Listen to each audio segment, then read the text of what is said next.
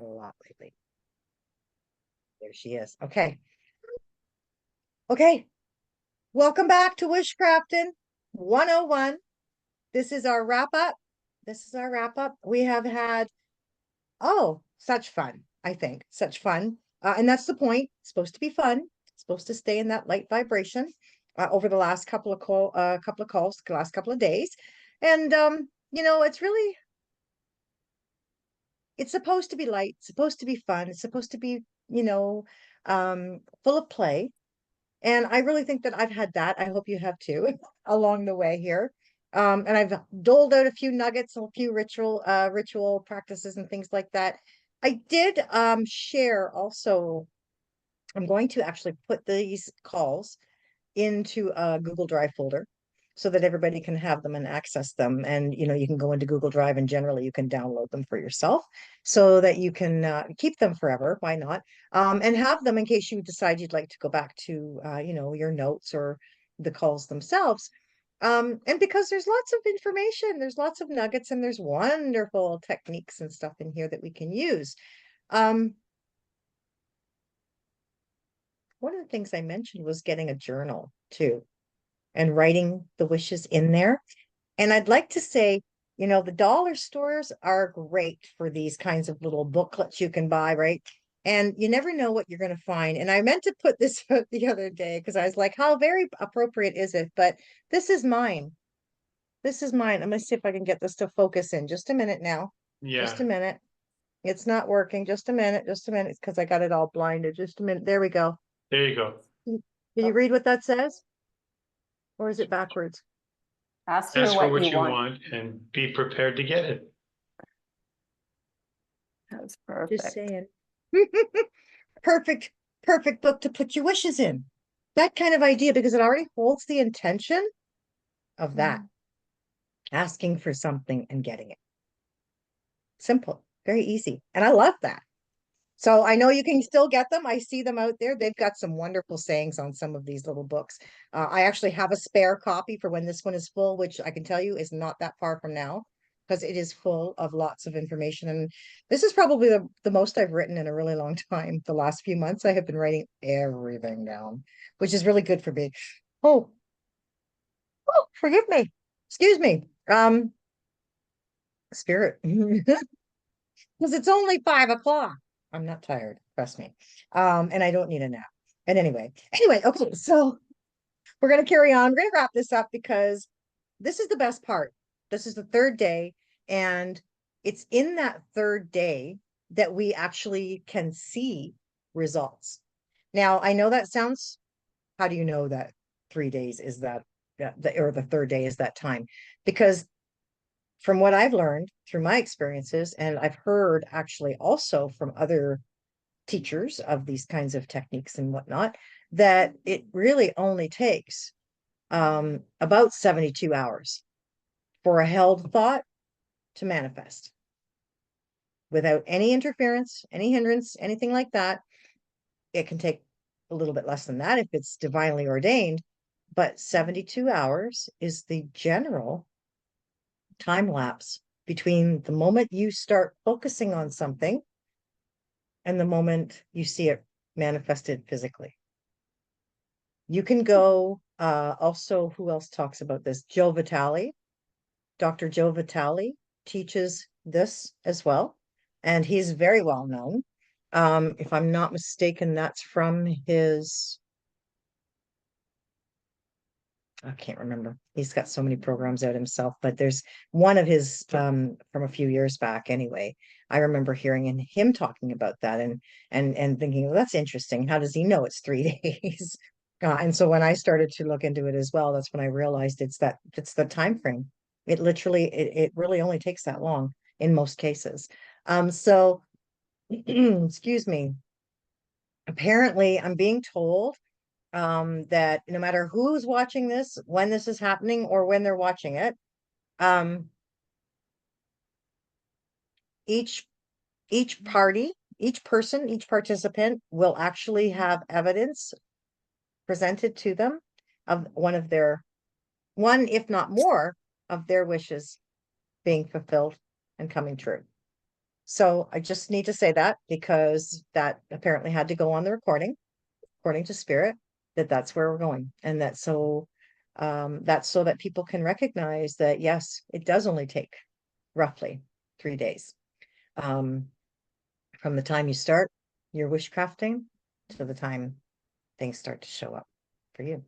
So, one final nugget I would like to share, convey, expound upon you, is how powerful creating in the ethers is.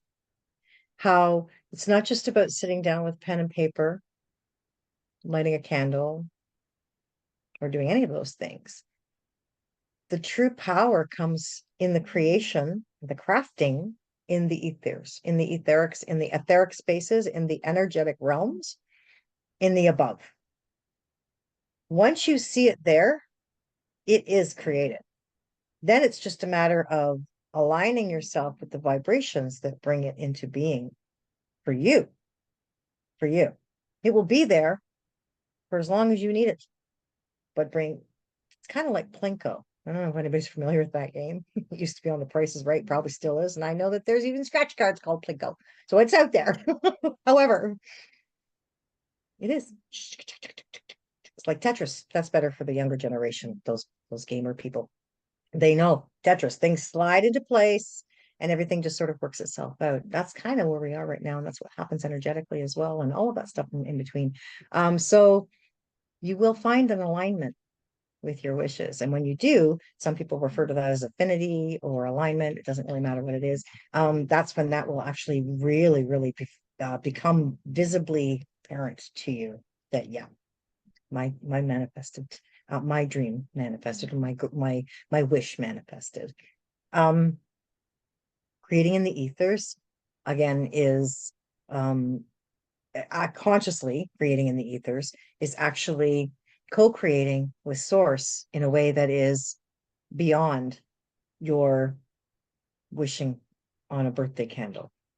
Now you are truly crafting and creating in the manner that we are meant to, in the full potential of our abilities and our capabilities, because now you're working with source, as source, for source. And that's source would want us to wish people well. Source wishes everyone well, right? Source is love energy, compassion energy, divine kindness, right? All of these wonderful energies. That's what source is. And so who better to use to help wish someone well than source? So not just yourself, but yourself as source and that connection to source that we are. So that makes sense. But that is probably the most powerful. And when you do, again, that's why we're wishcrafting, because when you do that kind of thing, you do it for everyone. You're doing it for the whole, you're doing it for someone outside of yourself, and knowing full well that there is going to be that ripple effect that others will feel from that as well, right? It's not just about that one person either that you're crafting your wish for, or you're crafting your ability, excuse me, your goal or your dream about. So that being said, I wanted to make sure I have that in there, and then I went and lost my page because I wanted to show you the cover. But go look for the book. That's where I started that. Go look for the book. Well, actually, Spirit interrupted. Excuse me. Anybody find dimes lately? Somebody's finding dimes. I'm just saying, for whatever it is, I hear that somebody wished that they would have a sign from spirit, a sign from their loved ones in spirit, or a sign from, you know, God, source, whatever. And so dimes are often that, and those are manifested for people. So when people wish for a sign, ah, that's what you get. And some people, might not realize that that's a sign. I want people to know that's a sign. When you wish for a sign or some sort of a message from spirit, whether it's a loved one, your guide, creator, an angel, illumined ones, doesn't matter who it is. And you get a bird that shows up that you don't normally see, like the cardinal concept or a blue jay perhaps, or for me it's like a hawk or a heron. When I see that, that's a confirmation. That's my message. That's not just a bird. These, you count these. That's what we're talking about, right? We're counting the blessings. And the more you see these beautiful things, these are, don't discount them. It's not just a bird. It is truly your wish fulfilled. That's your message from spirit. That's the answer to your dream or your question or your hey, throw me this spirit. So counting those blessings, recognizing them, acknowledging them helps to ensure that more will show up as well. Right. Because now they're playing with you. Right. Now you're playing with them. And everybody's like, okay, we got this. I saw what you did there. Throw me something else. What else you got? And so the next wish comes true or comes through for you as that parking space that's right outside the door when the entire parking lot is jam-packed full of cars. And you're like, yeah, I'm not gonna get a parking spot by the door. But you're like, well, Jeannie, make my wish come true. And just as you pull down or around or whatever, boom, somebody just happens to pull, out of a parking spot and leave that one for you. And wouldn't you know, it's right by the door. Right? So this kind of stuff, these are the little things that I've been talking about, where it doesn't really matter. It's not going to make or break your life if you don't get the parking spot by the door. You're going to be fine if you have to walk a few extra feet. But noticing that happened and that there's no coincidence to it is truly recognizing a dream and a wish coming true. So it's important that we acknowledge these. And that's what I really want to impress upon people. And so it's important that we do that, right? Because spirit will show you more. Oh, excuse me, more and more and more. Butterflies, somebody's being seen. Sorry, guys, if it's not you, it's going to be for somebody who does watch this in the future, just so you know. I have to say these things because, as you can see, there's nothing. There we go. Butterfly. See? So all these wonderful messages, that's what we're talking about. There's no coincidences, right? Like it's just perfectly. So butterflies, dragonflies are another thing people are seeing right now that apparently are wishes. I wish I could see this, right? And we don't, like, again, people think, oh, it's a butterfly. Your odds of seeing a butterfly, especially at this time of year, or a caterpillar or something, might be a little greater than normal. But depending on where you are and what you've asked for, whatever shows up for you is going to show you that it's not necessarily that common. It's extraordinary. And that's what we want to talk about, like the extraordinary. So putting it out there that you have extraordinary experiences. I'm so grateful and thankful that my wishes come true through extraordinary experiences. Stating something so simple as that is incredibly inviting to spirit to say, okay, let's throw you some more. And electromagnetically, like it's not some person out there getting ready to throw you a ball or of something of that nature. It's literally electromagnetic resonance, right? With a consciousness attached to it. So it's not just the energy and the vibrational attachment to it. It's the consciousness that is resonant, right? There's a vibrational algorithm to that consciousness that matches up as well. It's not just the vibration of you know what I'm saying? So there's more to it. It is a little more complex than most of us give it credit for. And that's why it's just so extraordinary when these things happen, that they're not by any means just orchestrated by us mere humans down here. We couldn't do this stuff that spirit manages to come up with. Like, absolutely not. It's an incredibly divine orchestration and an amazing, collaboration between us and consciousness beyond us, which is really quite something. So it's a play, right? I co-create with source and I am powerful. Right, Al? Co-create with source and I am powerful. What do you know? We co-create. We do. And so that's it. Wishing is good for us. Exercising these little these little plays with spirit is good for us. These help us to build and fortify, strengthen our spiritual muscles. That's why we came out with WishCrafting 101. So that people could play, have fun, see that there's something to this. There's no such thing as coincidences. And in that play, you gotta have a little fun.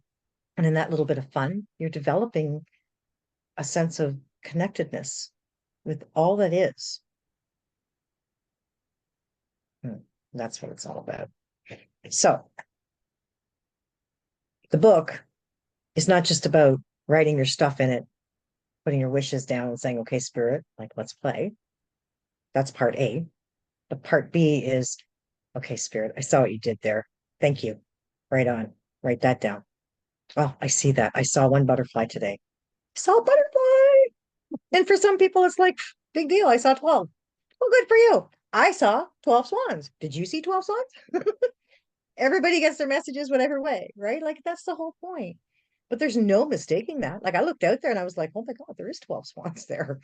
Usually there's a few. I get it, right? Like, okay.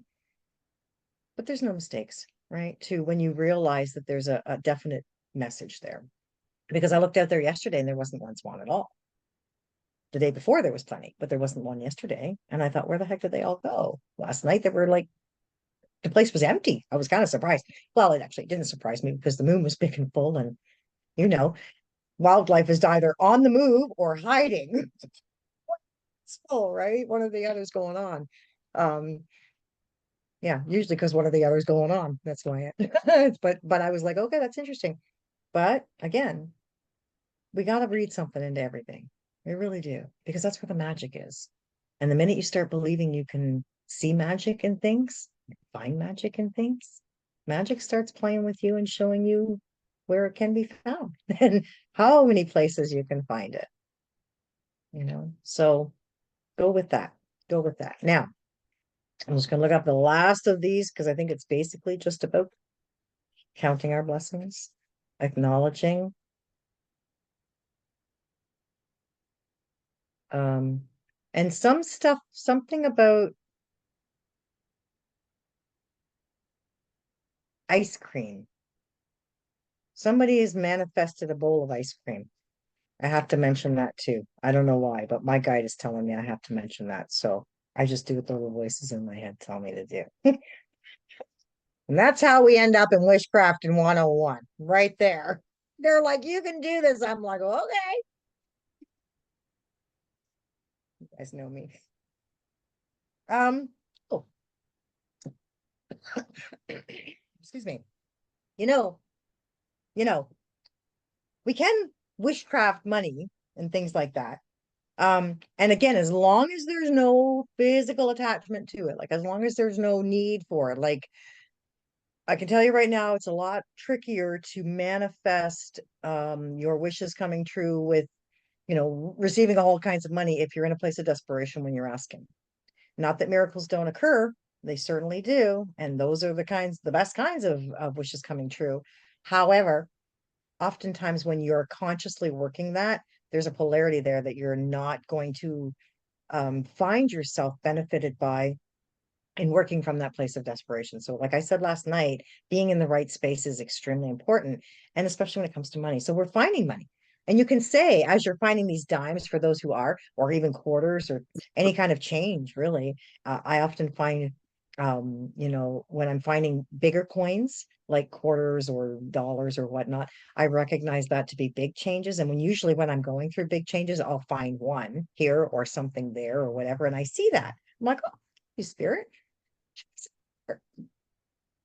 And I don't mean bigger in size. I just mean bigger in denomination. And so, you never know what comes up. And then you put your hand in a pocket of this jacket that you hadn't worn since last fall. Oh, there's a $20 bill. You know, see how that works? So it does work that way. And I will tell you, that is not uncommon for a lot of people to have those kinds of experiences. And it doesn't have to be about money specifically, but I just want to put that out there because a lot of people instantly want to wish for money. That's generally what most people do when they're wishing on their birthday cake, right? Wish to win the lottery and stuff like that. And that's actually the best time to wish for that kind of stuff, to be honest with you, if you're gonna. especially the winning of the lottery, because in that moment, you know, you're in a place of optimism where anything can happen. It's my birthday, right? It's a birthday. It can happen. It can happen. It's my birthday. And most people think that they should get stuff, especially because it's their birthday. If there's any day of any, you know, any day of the year that they're allowed or they're allowing of themselves to receive something great or something wonderful or something magical, it's often their birthday. That's why we do the wishing thing. So just so you know, wishing for money is great. And as I said, you can do that, but as long as there's no attachment, when you're working on, you know, building it or working magic for other reasons with money, that's like a different call for sure. But anyway, and we can do that. We can do it, just so you know. It involves intense mastery. No, I'm just kidding. Just kidding. Okay, so we talked about abracadabra as well. The energy that we're in, the focus tools, and all of those things. Oh, by the way, one of the lovely ladies who was on the call last night actually sent me a video that I will also put in the Google Drive folder that you can all access, that is about Neville Goddard that I was speaking of. And interestingly enough, being addressed by or referred to through a channeler named Bashar, which is a channeling, excuse me, a channel, pardon me, a channeled entity, bullshit, someone who's channeling something. For goodness sake, I can't even speak right now. But anyway, it's all good. Oh, this will be great for posterity, won't it? Anyway, so the idea was though that they were actually addressing, we were talking about the laws of attraction and the law of assumption. And Neville Goddard's concept of the law of assumption, working with the law of assumption, assuming that you already have something. And that really the concept was the tool, which is what we've been speaking about, the tools, whatever it is that helps you get into that place of belief, that get into that place of energetic resonance with whatever it is you're looking for, right? Is really all that matters. The tools. So whether it's the candle or the cards or the whatever it might be, the the wishing by writing your stuff down and burning it or whatever the heck practice you've chosen, it's the focus, it's the energetic experience, right? The intention that goes in there. So that was really, really interesting. And it was very fitting for what we're talking about and what we have been talking about. But right there is also an example of synchronicities and of like attracting like. We were talking about that. This came up on her feed. It was really just put out like a few days ago. Like it wasn't even new, or excuse me, it wasn't even an old experience. It was literally a brand new video. And I'm like, wow, like how very pertinent, how timely, right? That it showed up at this time. Maybe we wished for validation. Maybe someone wished for a confirmation. Maybe someone wished for an elaboration more than just WishCrafting 101. So whatever it is, it was great. And much appreciated, and certainly we'll add a few other videos in there as well that do speak to the concept of wishing things into being, breathing things into being, and just really knowing that we can make wishes and they can come true. There's lots of that out there. In fact, there's even charity foundations called Make-A-Wish that help people have dreams come true too. So, which I think is a good thing, but we won't get into that. The politics of it all. Anywho, okay. Anything else I need to cover? I think that's it. I think we've done it. Realize, appreciate, and receive the results. And write them in your book. Write them in your book. And then read through those, because that becomes like a gratitude journal that, once again, like attracts like. And by the same notion of Murphy's Law, where everything can go wrong and will, good things can come that way too. Everything can go right and will. And will. It can. Why not? The fact is, it's what we choose to believe, right? So it all comes down to dream your stuff, into being, breathe your stuff into being, and breathe those dreams, dream those dreams into being as well. And setting the intention before you go to sleep as well also helps. The interesting thing I thought was probably the biggest nugget out of that video I will share right now before we do end up wrapping this up is not just about the tools, which was really fascinating that it came in so perfectly timed. But that here, this is so important because not everybody's going to resonate with everything. That's why we offer all kinds of different tools and practices and rituals and techniques to use. Because for some people, they don't believe in candle magic. So candle magic isn't going to do them any good. For those people who don't believe in gratitude journals, no matter how much they write that down, there's empty words. Until they really come into that place of allowing and acceptance of that, it does them no good. Everybody's hardwired differently for things, right? We're all hardwired for certain things the same way because we are a base template. But individuality is definitely a thing. So that's why some people like me and some people don't. I know it's hard to believe people don't like me. I know. Just kidding. But love me. Oh, I know there's lots of people who don't. But that's the point. So, oh, I almost forgot. Look how cute this is.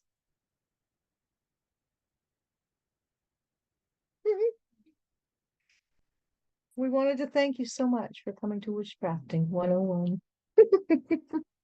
Anyway, gotta wrap this up. Keep it light, folks. Keep it fun. Write it down. Accept wonderful little things as signs from spirit. A client once gave me a sign for the wall that actually says, if you're waiting for a sign, this is it, which I thought was rather humorous because I have that kind of sense of humor. But it means, seriously, everything's a sign. And the minute you start acknowledging them as such, you start to see the magic and the miracles playing out. And the minute you begin to believe more and deeply and engaged, become more engaged with spirit and with magical experiences and the magic of your life and the miracles that can be, the more you find, the more blessings you have to count. And then the more you get to share. And then the wishcrafting becomes so much more fun. And then the other kind of magic and witchcrafting comes even, easier, and it comes faster as well because you're in a place of elevated mastery. All because why? Because you're open enough to believe in witchcraft and be willing to craft wishes that aren't about you, that are about something else, someone else, everyone else. And so that being said, thank you once more for joining me the last 3 days, wishcrafting, learning the basics, tools, techniques, practices, and all the wonderful things that go with that. Thank you so much for everything. And do that. Get busy with your wishcrafting. People need our help, our love, and our support. And hey, it's fun. It feels good. It really, truly feels good. I don't know if that young man won. I should check before I call it quits with that. But yeah, definitely, because I don't know. I wished him well, the young man that was on Jeopardy last night or the last couple of nights from my old hometown, which is kind of cool. Wonderful. All right. God bless you all. Have a wonderful, wonderful time crafting your wishes into being. Wonderful. Take care. Until next time. Bye now.